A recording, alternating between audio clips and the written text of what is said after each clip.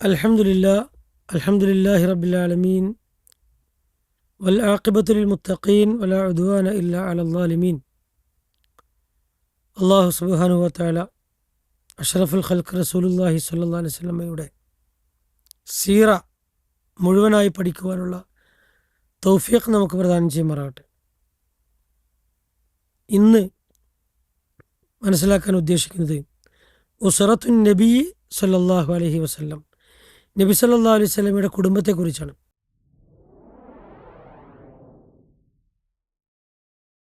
നബി സല്ലല്ലാഹു അലൈഹി വസല്ലമയുടെ കുടുംബം എന്ന് പറയുന്നത് ഹാഷിമിയ കുടുംബമാണ്. അത് ബനു ഹാഷിം കുടുംബം. ബനു ഹാഷിം എന്ന പേരിലാണ് അറിയപ്പെടുന്നത്. ഈ പേര് നബി സല്ലല്ലാഹു അലൈഹി വസല്ലമയുടെ പിതാമഹനായ ഹാഷിം ബിൻ അബ്ദു മനാഫ് എന്നിവരിൽ നിന്നുണ്ടായതാണ്. ഹാഷിം ബിനും അബ്ദുൽ മനാഫിൽ നിന്നുണ്ടായതാണ്. ഹാഷിം ബിനു അബ്ദുൽ മനാഫ് എന്ന് പറയുന്നത് അദ്ദേഹത്തിൻ്റെ വ്യക്തിത്വം, യഥാർത്ഥ പേര് അമ്ര എന്നാണ്. അദ്ദേഹം സമ്പന്നനും മാന്യനും ഉദാര സ്വഭാവിയുമായിരുന്നു.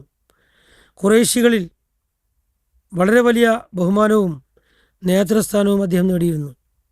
അദ്ദേഹത്തിന് ലഭിച്ച 2 ചുമതലകളായിരുന്നു അസ്സിഖായ വർ റിഫാദ.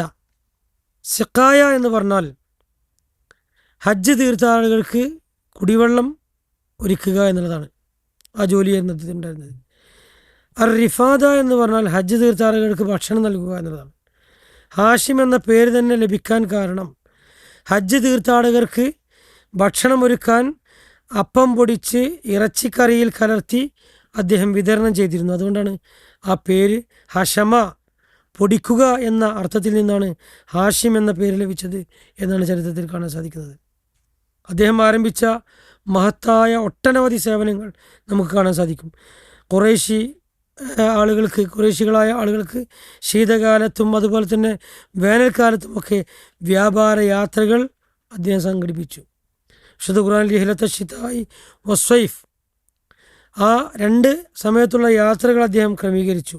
ഹജ്ജ് തീർത്ഥാടകർക്ക് വിവിധ സ്ഥലങ്ങളിൽ ഭക്ഷണവും വെള്ളവും ഒരുക്കി.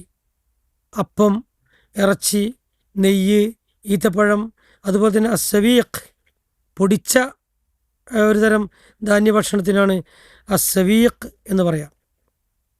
അങ്ങനെയുള്ള ഭക്ഷണങ്ങൾ അദ്ദേഹം വിതരണം ചെയ്തു.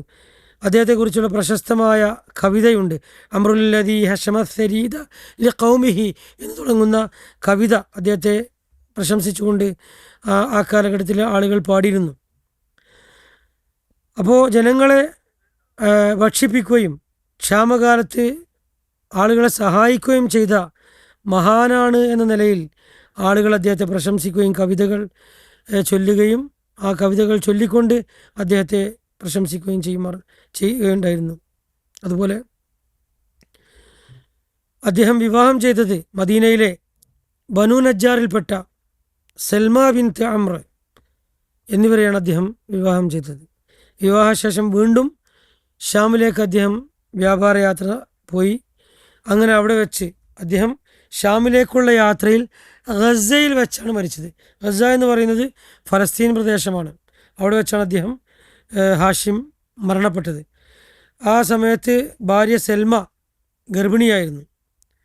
അദ്ദേഹത്തിന് 8 മക്കളാണ് ഉണ്ടായിരുന്നത്. പുത്രന്മാർ ഷൈബ, അതായത് അബ്ദുൽ മുത്തലിബ്, അസദ്, അബു സ്വൈഫി, നളുല എന്നിവരായിരുന്നു ആൺമക്കൾ. പുത്രിമാർ ഷിഫ, ഖാലിദ, അതുപോലെ ലഈഫ, റുഖയ്യ, ഹയ്യ, റിപ്പോർട്ടിൽ പിന്നെ എന്നും കാണാൻ സാധിക്കും. ഇവരായിരുന്നു 4 പുത്രിമാർ.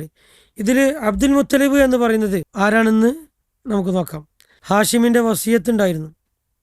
അതായത് മരണത്തിന് മുമ്പ് ഹാഷിം തൻ്റെ സഹോദരനായ മുത്തലിബിനെ മകൻ ഷൈബയുടെ സംരക്ഷണത്തിനും നേരത്തെ പറഞ്ഞ സിഖായ, റിഫാദ എന്നീ 2 ചുമതലകളും അദ്ദേഹത്തെ നിയോഗിച്ചിരുന്നു അതിനായി.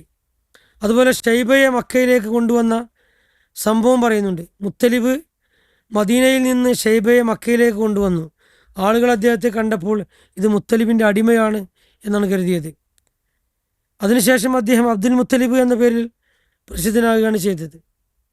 നേതൃസ്ഥാനം അദ്ദേഹത്തിൻ്റെ മുത്തലിബിൻ്റെ മരണശേഷം സിഖായയും റിഫാദയും അദ്ദേഹമാണ് ഏറ്റെടുത്തത്.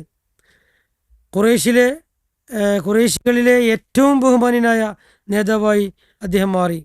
അദ്ദേഹത്തിൻ്റെ വ്യക്തിത്വം, വെളുത്ത ശരീരവും ഉയരവുമുള്ള രൂപമായിരുന്നു അദ്ദേഹത്തിനുണ്ടായിരുന്നത്. വളരെ ഏറെ സുന്ദരനായിരുന്നു.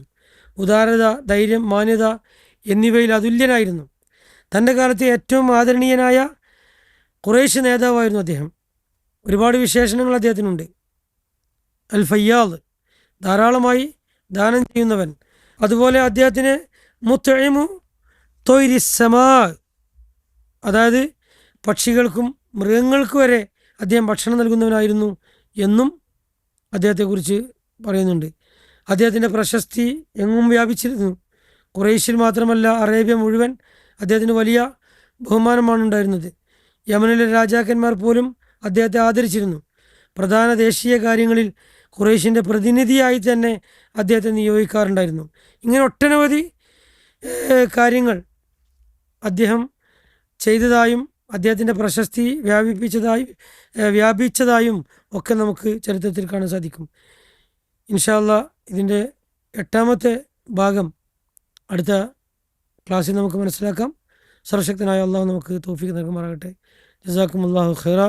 അസ്സലാമു അലൈക്കും വറഹ്മത്തുള്ളാഹി വബറകാതുഹു.